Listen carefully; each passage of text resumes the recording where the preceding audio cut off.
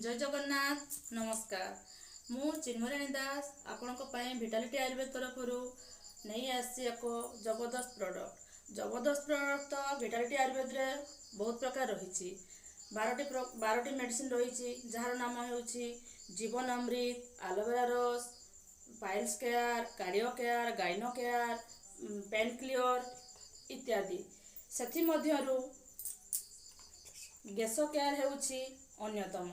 Gas care होउछि acid रो medicine. यह खाइले कौन साइड इफेक्ट नहीं। यह होउछि आयुर्वेदिक मेडिसिन।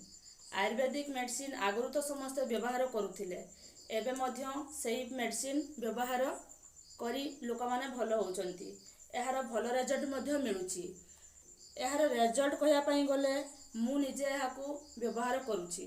सकाळे खाली पेटरे 10 ml उषुम पानी रे पिया पई पड़िबो। संजा बेले खाली पेटरे 10 ml उषुम पानी रे पिया पई पड़िबो। यार रिजल्ट बहुत भल आसुछि।